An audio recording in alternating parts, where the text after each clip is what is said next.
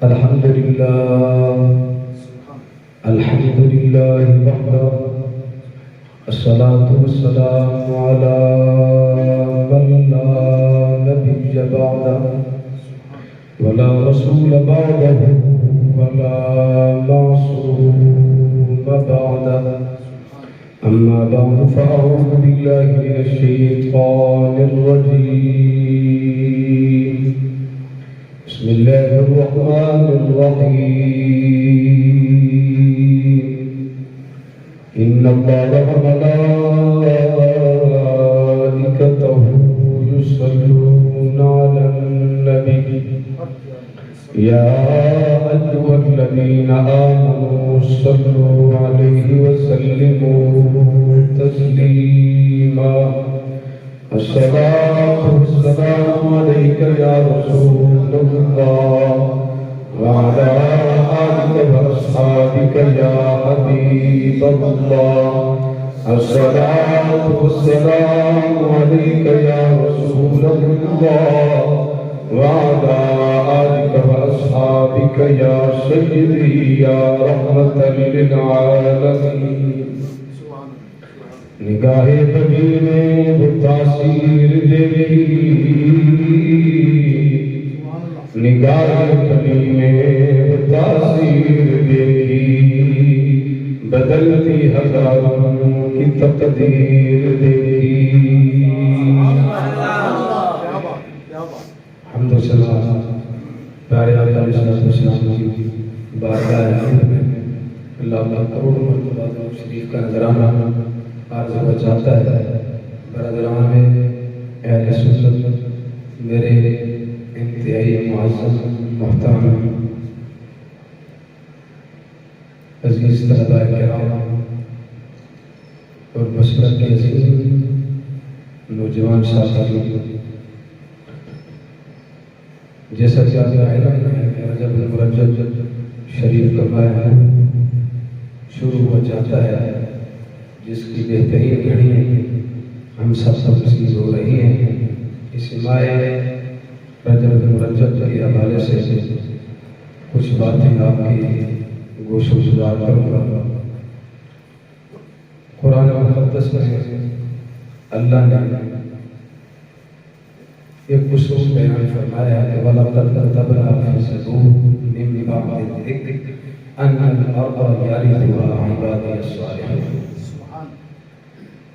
کتبنا فی الزبور اللہ فرماتے ہیں ہم نے کتاب زبور میں یہ بات لکھ دی ہے بات ذکر کہ ان الارض یارثها عبادی الصالحین جو نیک لوگ ہیں وہ جنت کے اور زمین کے حقیقی وارث ہیں نیک بعد ذکر کے من بعد ذکر کا جو لفظ ہے یہ بتاتا ہے کہ بندہ زمین کا مالک اس وقت بنتا ہے جب وہ پہلے سے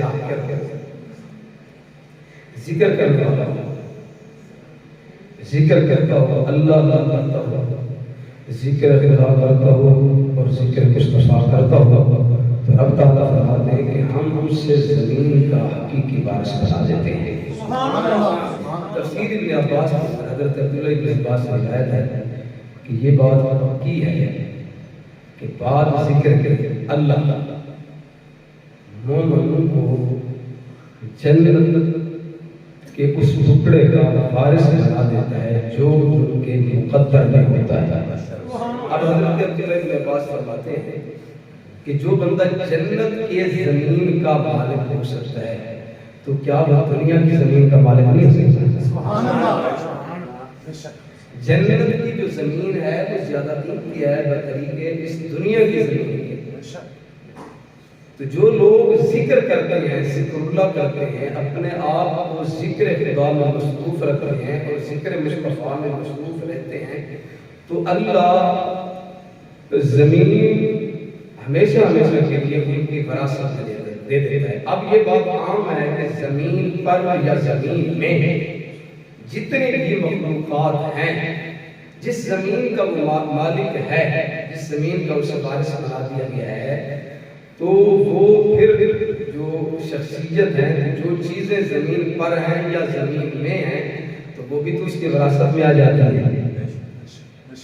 بندہ جب گھر کا مالک ہو تو گھر کی جتنی چیزیں ہوتی ہیں، چار دیواری میں جتنی چیزیں کی ہوں تو وہ سب کا مالک اور وارث ہوتا ہے، کچھ کا نہیں ہوتا۔ ایک بندے کے 10 مرلہ مکان ہے، زمین ہے، اس کے نام پر محفوظ ہے، وہ اس کا مالک اور وارث ہے، تو جب وہ بندہ دنیا سے وصال کرتا ہے تو وراثت میں 10 مرلے چھوڑ جاتا ہے۔ یہ نہیں ہوتا کہ 10 مرلے چھوڑ دیا تو اس کی دیواریں خارج ہیں، ایسا نہیں ہوتا۔ جتنی زمین ہے وہ ساری اس کی وراثت میں ہے، اور اس زمین میں جو کچھ ہے، گھر بنا ہوا ہے، مکان ہے، اس میں کمرے ہیں، لائٹیں ہیں، درخت ہیں، جتنی چیزیں بھی موجود ہیں تو وہ سب اس کی وراثت میں ہوتی ہیں۔ سبحان اللہ، سبحان اللہ۔ تو اللہ جب قوموں کو وارث بناتا ہے زمین کا، تو پھر اس کے اوپر ہوں یا اس کے اندر جتنی چیزیں ہوں تو وہ سب چیزوں کا مالک اور وارث بنا دیا جاتا ہے۔ آج ہم نے جن شخصیت کا ذکر کرنا ہے آپ کے سامنے، بڑی اونچی شخصیت ہے، اس سے پہلے اس لیے آپ کے سامنے ذکر کر رہا ہوں کہ اللہ نے ان شخصیات کا جو تذکرہ خیر فرمایا ہے اللہ نے قرآن مقدس میں فرمایا ہے۔ اولیاء اللہ یہ کوئی عام لوگ، چھوٹے لوگ نہیں ہیں۔ اولیاء کرام کوئی چھوٹے لوگ نہیں ہیں۔ معلوم ہوا کہ اولیاء کرام کا ذکر صرف امت مصطفیٰ میں نہیں بلکہ اولیاء کا ذکر تو سب امتوں میں بھی موجود ہے۔ اولیاء کا ذکر صرف قرآن میں نہیں پہلی کتابوں میں بھی موجود ہے۔ اللہ نے فرمایا کہ بات کتبنا فی الزبور، ہم نے زبور میں یہ بات لکھی ہے۔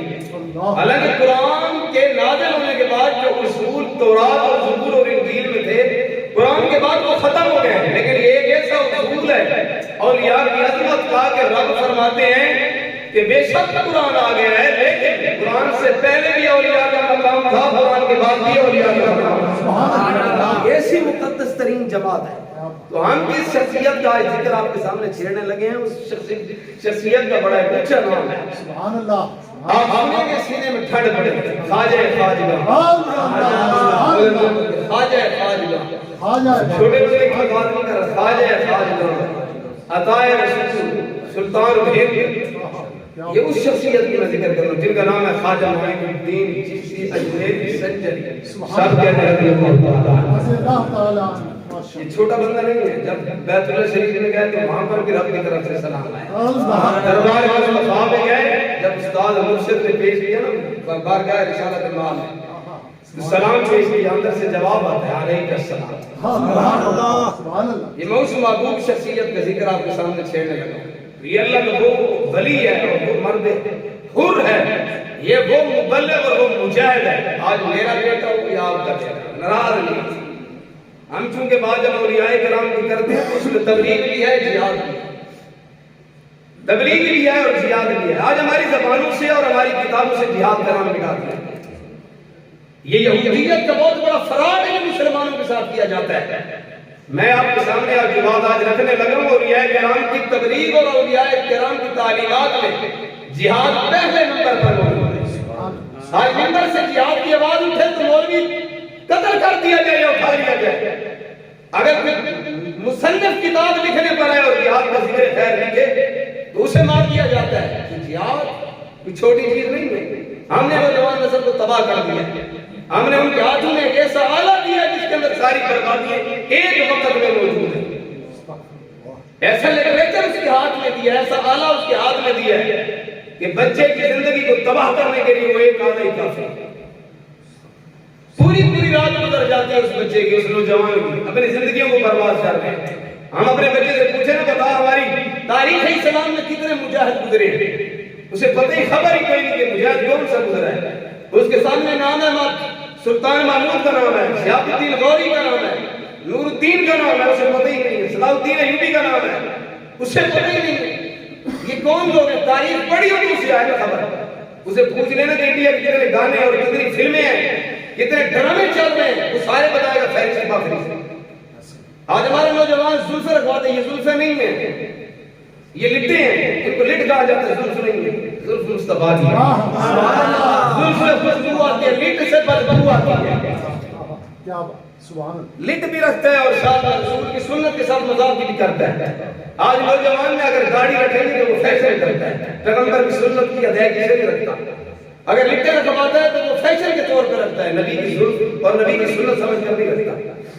کیا ہمارے بزرگوں کی تعلیمات یہی ہے؟ آج اگر ہم اگر اپنا ہاتھ بزرگوں کے ہاتھ میں دیتے ہیں، اپنی نیت کی طرح تصحیح کیجیے گا، میری بات کو کچھ کرنی ضرور ہوگی، لیکن یہ وہ درد ہے جو میرے بزرگوں نے بیان فرمایا اور میں آپ کے سامنے ذکر کرنا چاہتا ہوں۔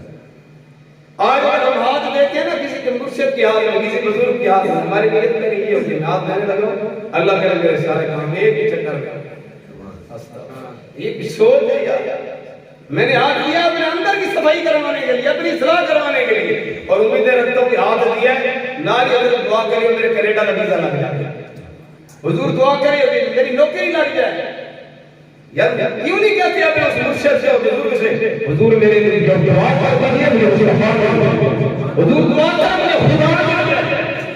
ہم کہتے ہیں حضور دعا کیجیے کہ میرا ویزا لگ جائے، حضور میرے لیے دعا کرے اور میری فوج کی نوکری لگ جائے، میری فلاں جگہ پہ نوکری لگ جائے۔ نوکری کے لیے دعا نہیں کروانی چاہیے، دعا جب بھی کرنا ہے تو تزکیہ نفس سے کیا کرنا ہے۔ سبحان اللہ۔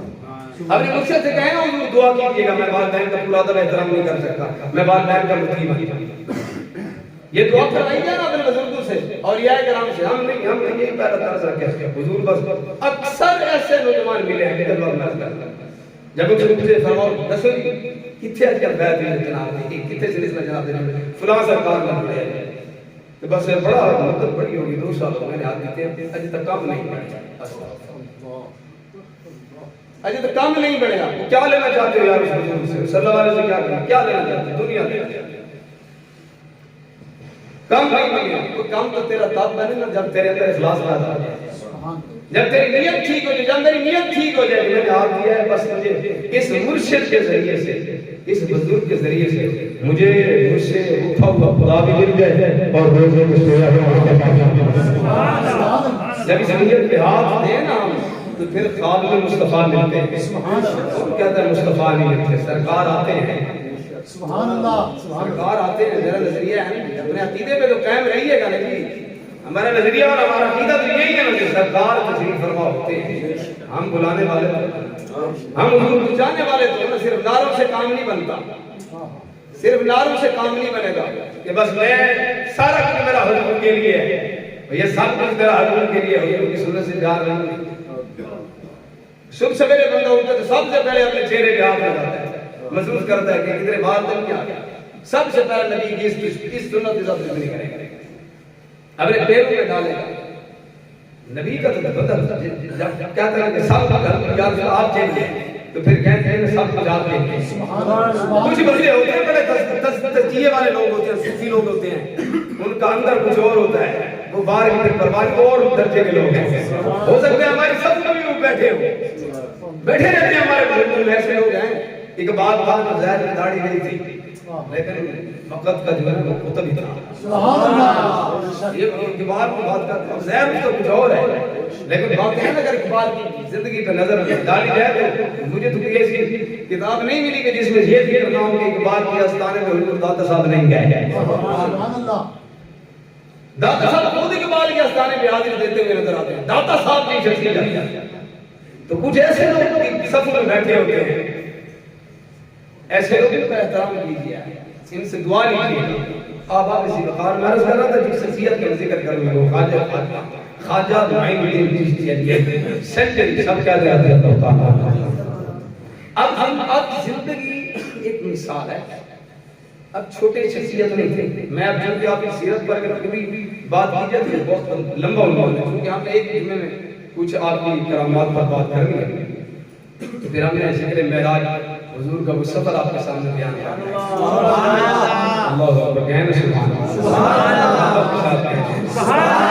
یہ کوئی مہینہ ہے جس میں فرشتے بھی حضور کو مبارکباد دیتے ہیں، فرشتوں کے حضور کا دیدار ہوگا نا اسی مہینے کی نسبت سے۔ حضور آسمانوں پر تشریف فرما ہوا، پہلا دوسرا تیسرا چوتھا پانچواں چھٹا ساتواں، یہ ساتواں سبحان ہے۔